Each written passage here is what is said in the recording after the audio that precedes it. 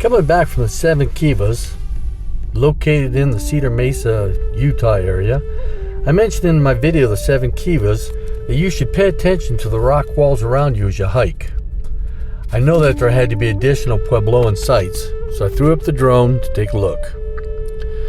I immediately found what I knew had to be there. Several of these sites are so well preserved and so remotely located that I know few people have seen them. So come along as we take a bird's eye view and fly amongst the red rocks to see what we can find. You can see the walls of this structure indicating a large living area. Is that soot blackening from dwelling fires? Let me know what you think.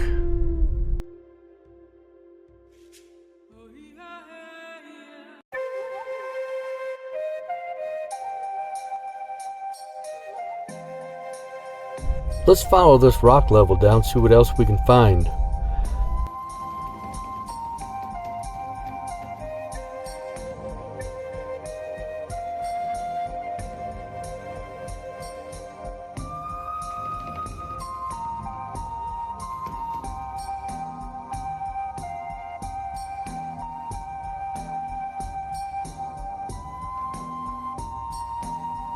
Look at this beautiful structure.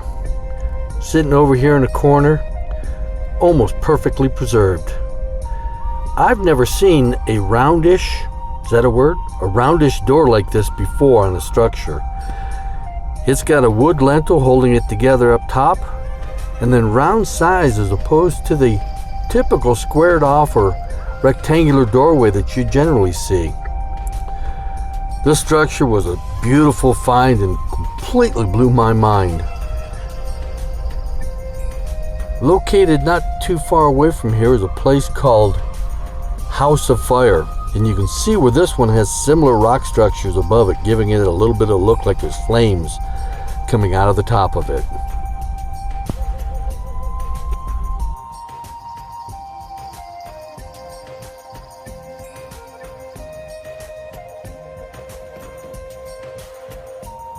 The thick walls on this thing are massive. They're over 14 inches thick, and there does not appear to be any soot blackening inside.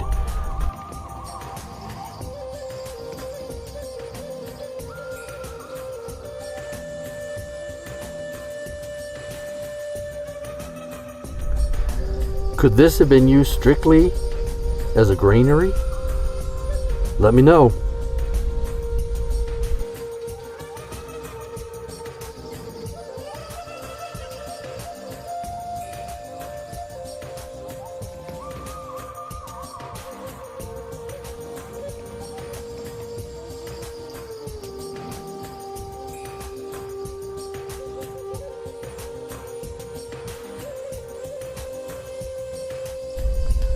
Have you ever seen an ancient doorway like this?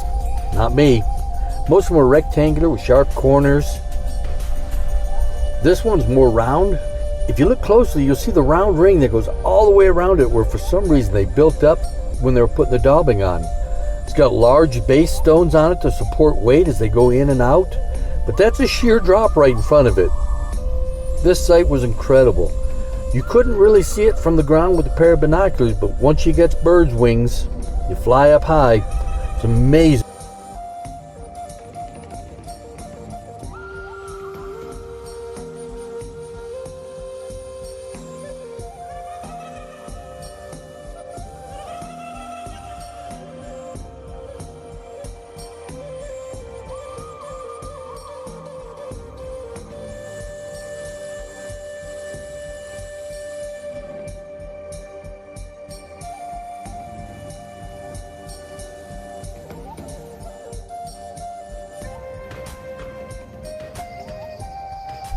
Is this a site that I missed when I was up there the first time? I didn't see this until I was looking at the videos. Sure looks like there might have been.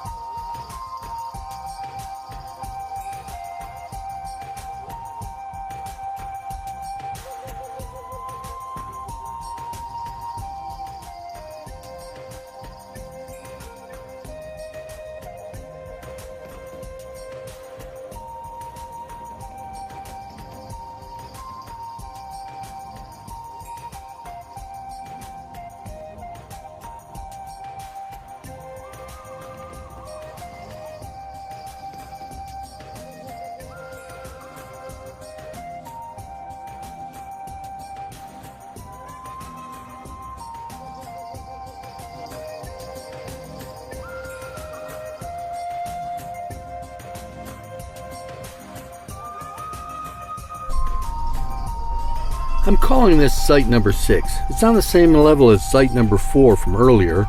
It's on the level directly below sites 2 and 3. There are 4 sites in this one little area within a couple hundred feet of each other. But if you look at the different forms of construction, they look vastly different. Some of them are almost completely fallen apart. Some of them have got great mud still standing on the walls and they seem to be completely intact. And like this site here, it's got holes in it, large rocks which are showing, and daubing only placed in between. You can see the site beside it. There used to be a stone wall going through there of some type. Might have even been some soot blackening up on the roof. It's kind of hard to tell.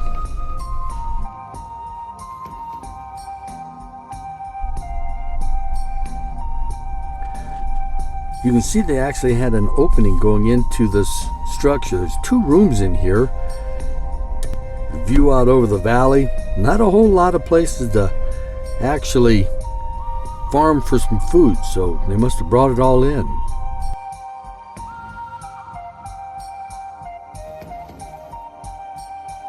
The door structures on these are completely different from the other structures that we saw that still had doors.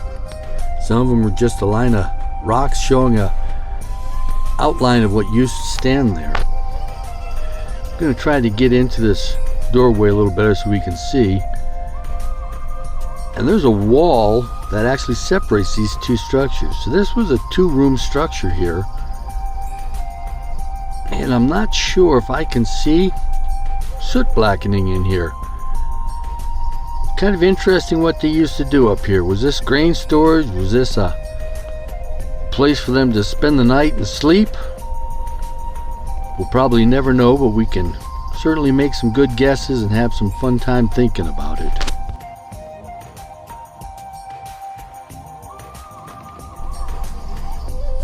The daubing here still shows hand and finger imprints. It's quite amazing when you think how many years this has stood exposed out in the elements, and you can still see the handprints and fingerprints from the people who put it up. That always amazes me.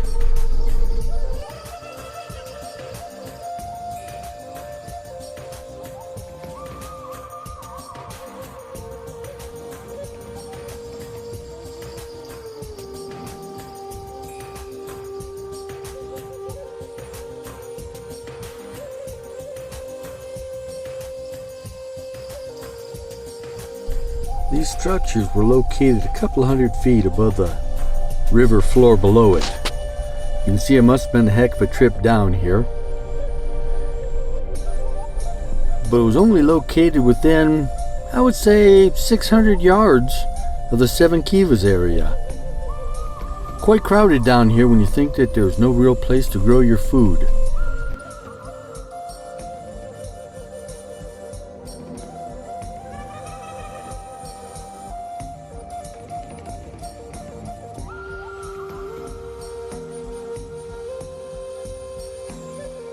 Here's one of the structures.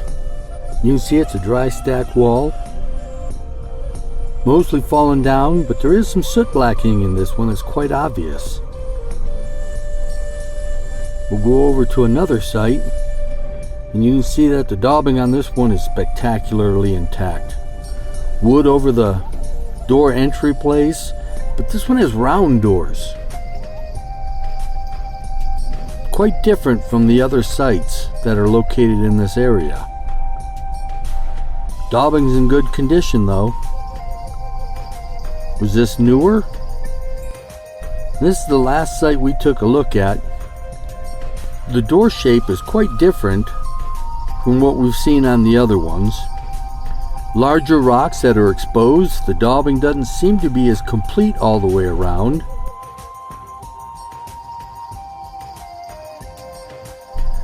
But this one does have fingerprints and handprints that are still located in it.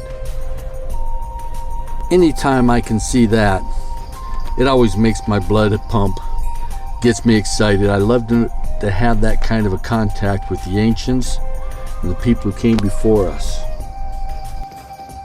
Some of these areas I think were not quite as developed on purpose. Not that they fell down as much, but they were just used for a different purpose. Maybe they were designed to keep animals penned in as opposed to food storage or shelter. We'll probably never know that answer either. Well, that's it for now, folks. I want to thank you for coming along. Thank you for the travels. And as always, be safe.